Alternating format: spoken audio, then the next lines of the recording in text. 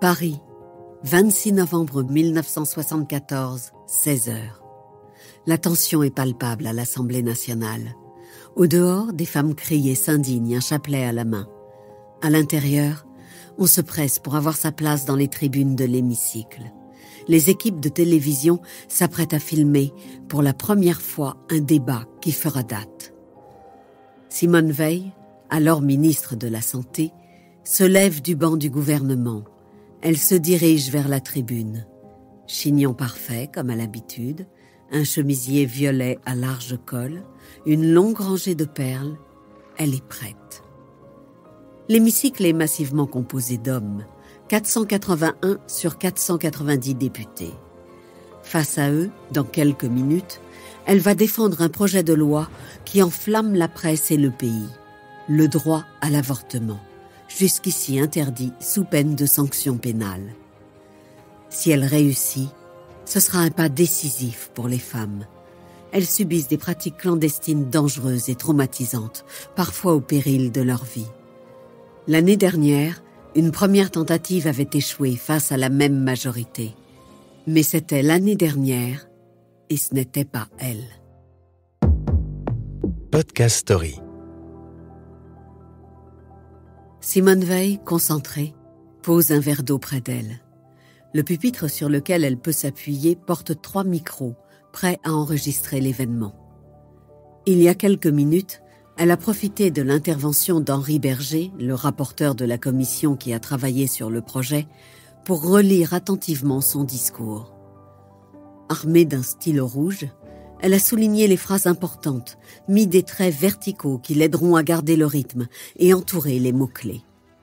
Ce texte, travaillé après tant de réunions et l'étude d'un rapport de 500 pages, contient toutes ses valeurs, toute son âme. La lecture devrait durer près d'1 heure. Ensuite commenceront les débats qu'elle appréhende. Elle le sait, l'hémicycle se transformera bientôt en arène. Et pour ses opposants, tout sera bon pour la mettre à terre. Mais pour cette femme qui s'est relevée des camps d'Auschwitz, rien n'est trop dur pour obtenir plus de justice. Elle lève ses yeux bleus perçants vers ces centaines d'hommes en costume, prend sa respiration et se lance.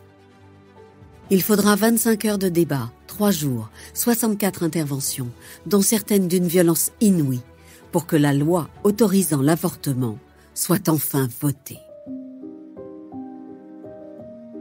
Pour mieux comprendre ce qui se joue ce jour-là, il faut replonger dans cette époque dont les codes sont bien différents de ceux d'aujourd'hui. Mai 68 a transformé la société. Un vent de liberté souffle plus que jamais sur les mentalités et sur la sexualité qui se débrident. Sur le papier, les femmes ont davantage de droits. Elles peuvent travailler sans l'autorisation de leur mari. Et oui, ce n'était pas le cas auparavant. Elles obtiennent l'autorité parentale sur leurs enfants. Ce n'était pas le cas non plus. Depuis 1967, elles ont le droit de prendre la pilule. Une révolution. Le planning familial est créé pour éduquer les jeunes filles à la sexualité, militer pour le droit à la contraception et à l'avortement. Mais la réalité est beaucoup moins souriante. Pour prendre la pilule, par exemple, il faut déjà être au courant, informer que la pilule existe.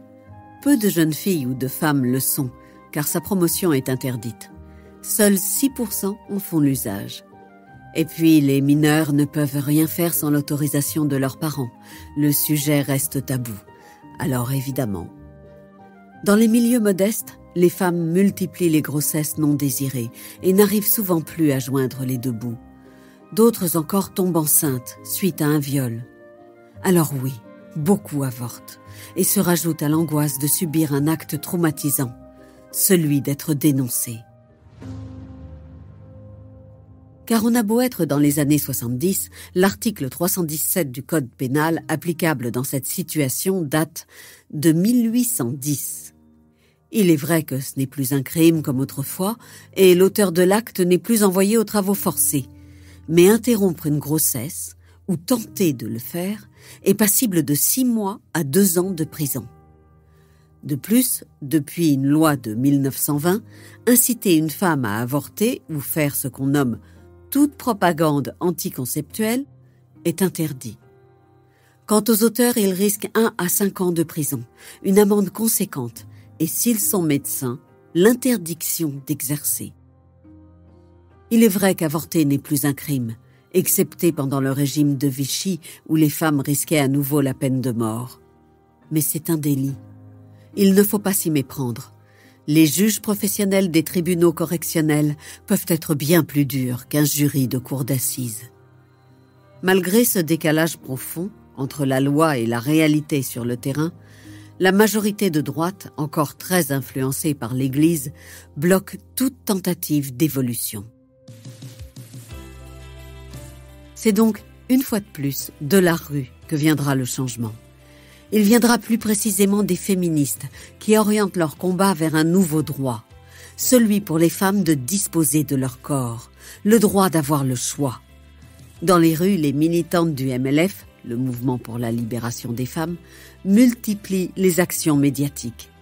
Sous l'Arc de Triomphe, une gerbe dans les bras, elles brandissent une pancarte. Il y a plus inconnu que le soldat, sa femme. Elles ne sont que 9 et sont arrêtées rapidement, mais la presse s'empare de l'événement. Elle multiplie alors les actions, distribue des tracts, crée ce qu'on appellerait aujourd'hui le buzz. Ici, elles interrompent avec fracas une conférence anti-avortement et se font sortir par les CRS. Là, elles perturbent une émission de RTL sur l'homosexualité, un autre sujet, certes, mais qui sensibilise sur leur action. Le 5 avril 1971, le Nouvel Observateur publie un manifeste choc qui marquera l'histoire.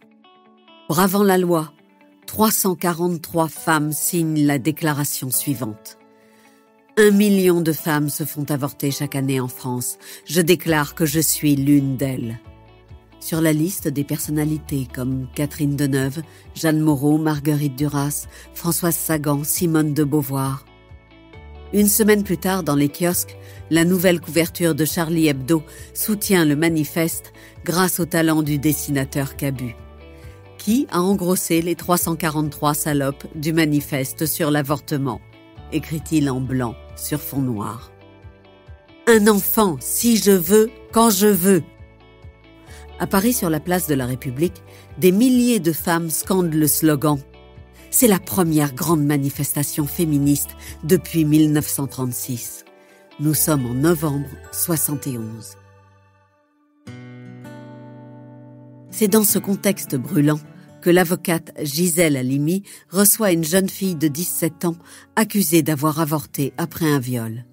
Cette fervente défenseuse du droit à l'interruption de grossesse est alors connue pour avoir lutté pour l'indépendance en Algérie. Torturée et violée, c'est une femme que rien n'arrête quand il faut lutter pour une cause qu'elle estime devoir défendre. Elle accepte de représenter l'accusé avec la passion et la chaleur humaine qu'on lui connaît. Commence alors ce qu'on appellera le procès de Bobigny. La cour d'assises plie sous ses arguments. La jeune fille est relaxée, sa mère condamnée à 500 francs d'amende pour complicité et la personne ayant pratiqué l'acte à 1 an de prison avec sursis. Face à cette évolution, le corps médical reste divisé. Dans l'appartement de l'actrice Delphine Seyrig, en plein été 1972, se déroule le premier avortement en France par méthode Karman, du nom de son inventeur américain. Une nouvelle technique par aspiration, beaucoup moins risquée que les méthodes existantes. Elle permettra aux femmes d'agir sans abîmer leur corps et sans passer nécessairement par un hôpital ou une clinique. Pour soutenir le mouvement, 331 médecins signent à leur tour un manifeste relayé par le journal Le Monde. Oui, ils ont pratiqué des avortements. Et oui, ils se déclarent solidairement responsables. Le MLAC, Mouvement pour la liberté de l'avortement et de la contraception, est créé à son tour pour informer les femmes, créer des centres d'accueil, légaliser. La machine est en marche. Mais l'embrasement gagne aussi dans l'autre camp. L'Église rappelle à l'ordre. La sexualité ne saurait être dissociée de la reproduction. Des associations telles que Laissez-les vivre auxquels s'associent des médecins refusant, disent-ils, de tuer, crient au scandale.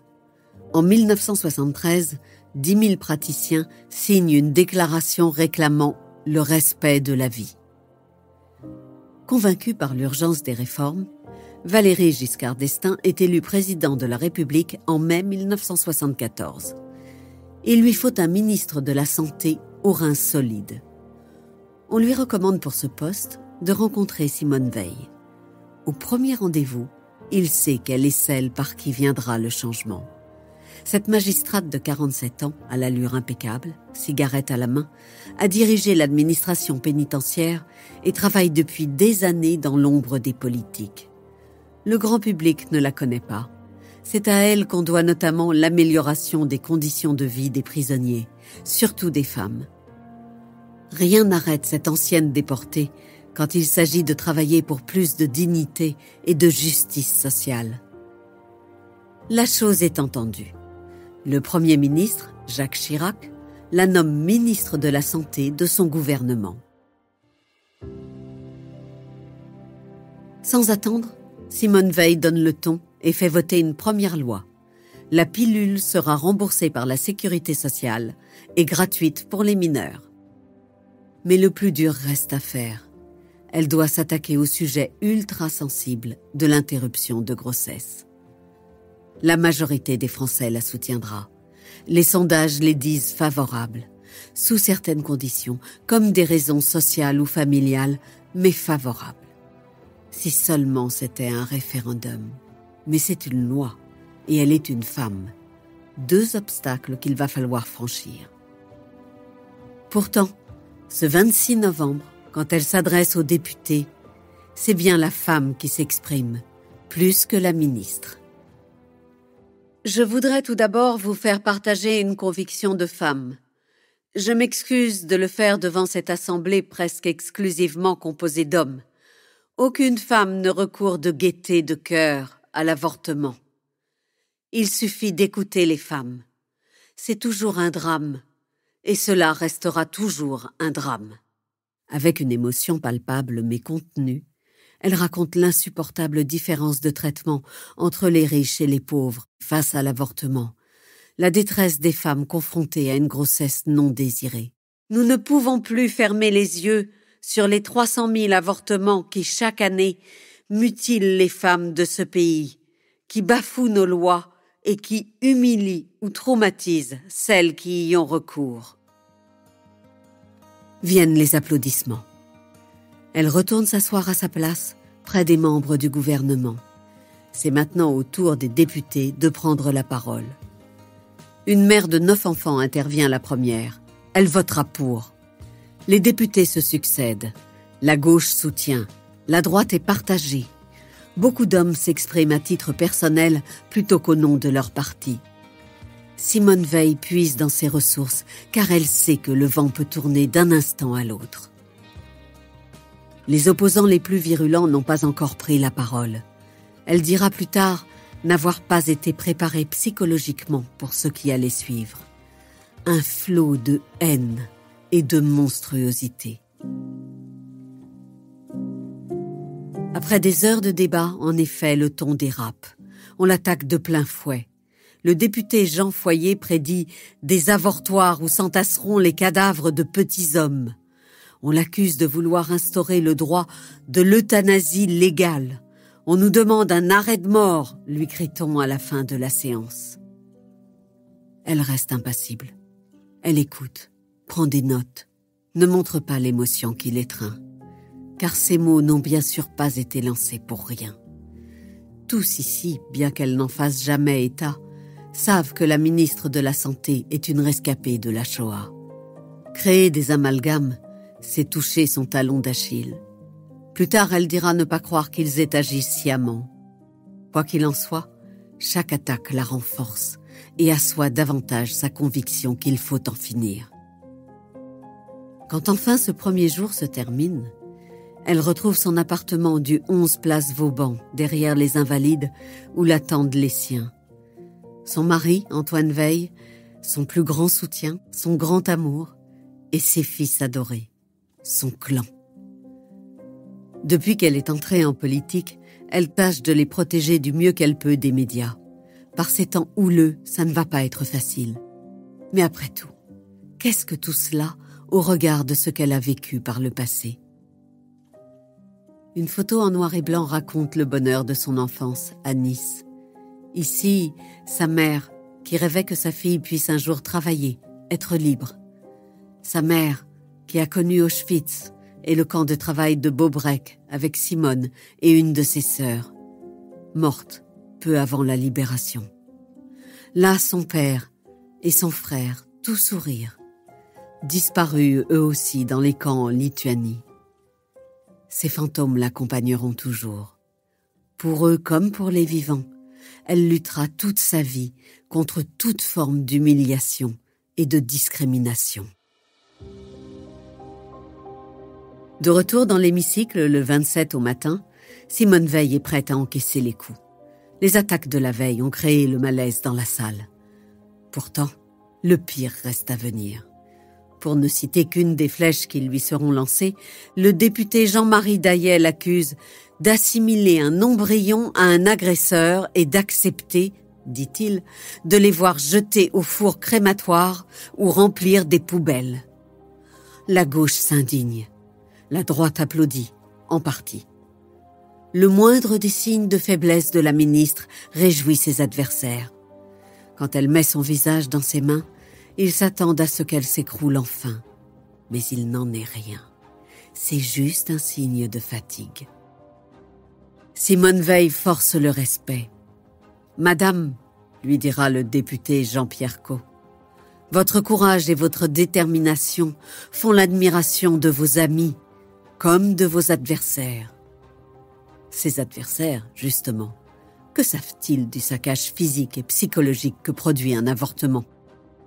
Dans un entretien à la presse, elle raconte « Il y avait tant d'hypocrisie dans cet hémicycle rempli essentiellement d'hommes, dont certains cherchaient en sous-main des adresses pour faire avorter leur maîtresse ou quelqu'un de leurs proches. » Ces adresses, ce sont, pour les plus fortunées et les plus chanceuses, des cliniques à l'étranger qui leur garantissent au moins une sécurité médicale.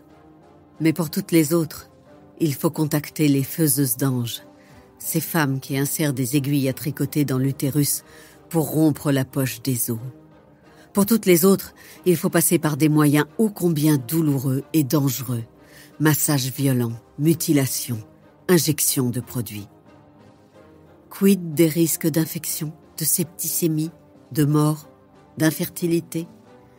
Ont-ils seulement un peu d'empathie pour ces femmes, même s'ils condamnent leurs actes? La réponse est sans aucun doute non. Le 28 novembre sera le dernier jour des débats.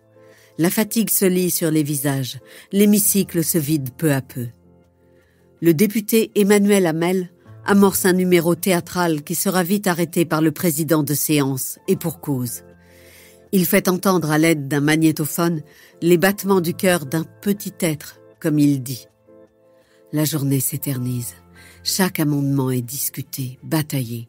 La séance doit être plusieurs fois suspendue, tant les esprits s'échauffent. Simone Veil craint de perdre la bataille quand les socialistes, dont elle a besoin, menacent de ne plus la soutenir.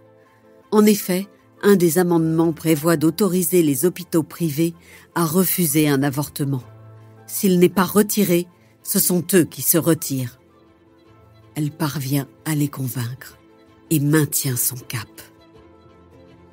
À 3h40 du matin, le 29 novembre 1974, la légalisation de l'avortement est votée par 284 voix contre 189. Bientôt l'hémicycle se vide. Il ne reste plus au sol que des centaines de feuilles de papier jetées des tables, le fruit de tant de travail et de tension. Les lumières s'éteignent, c'est fini. Quand Simone Veil rentre chez elle, des croix gammées et des inscriptions SS l'attendent à l'entrée de son immeuble. Elle passe Et bientôt l'immense bouquet reçu du Premier ministre, les embrassades des siens, les lettres reçues de toute la France qui la remercie, l'aide à aller de l'avant, comme elle l'a toujours fait. Il faudra attendre 5 ans pour que cette loi devienne définitive. La situation de détresse, exigée par la loi pour interrompre une grossesse, n'est plus de mise à partir de 1980, et 3 ans plus tard, l'avortement est enfin remboursé par la Sécurité sociale. Simone Veil repose au Panthéon, aux côtés de son époux. Un lieu dédié aux grands hommes, une expression qu'elle aurait sans doute voulu faire modifier. Aujourd'hui, que dirait cette grande dame du mouvement MeToo? Des femmes qui de plus en plus prennent la parole à haute voix pour gagner leurs droits. Dans les rues, il y a quelques années, le portrait du visage de Simone Veil a été collé un peu partout en France pour la journée de la femme. Des affiches multicolores que depuis on continue de voir par endroits. Dans le hall des écoles, aux abords des facs, sur des murs qui résistent au temps. En lettres majuscules jaunes, ces 2 mots qu'il faudrait ne jamais oublier. Merci, Simone. Podcast Story. On a tous une histoire à écouter. Ne manquez aucun épisode de Podcast Story. Abonnez-vous et mettez 5 étoiles sur Podcast Addict, Amazon Music ou Spotify.